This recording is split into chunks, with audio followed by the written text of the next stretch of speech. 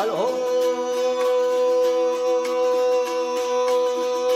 dün geceysen bağım dövüşün, gel arkama daveyimin gülünde.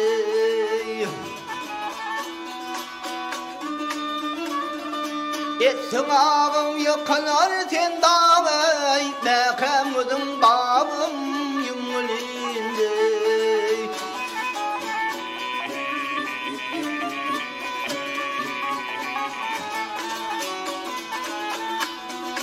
Hayal varsın bir gayeltim, göz görmeyen bağımsan yelge yeltim.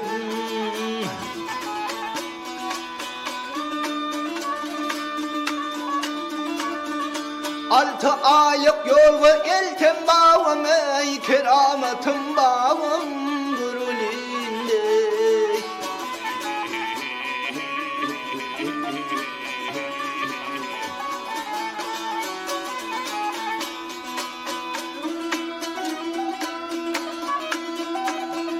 Alo, eltip beni bağlarsanız, tengeme katılman alayım. Cekitlerin bağrın deli bağım, ey kardan halal gibi bağım bululinde.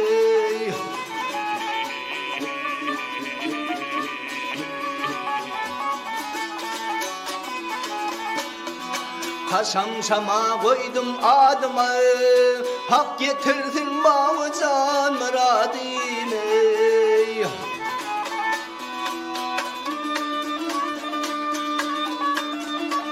Ay Hasan Hüseyin zürriyatlarıma bağım, ey barım menden salama dilinde.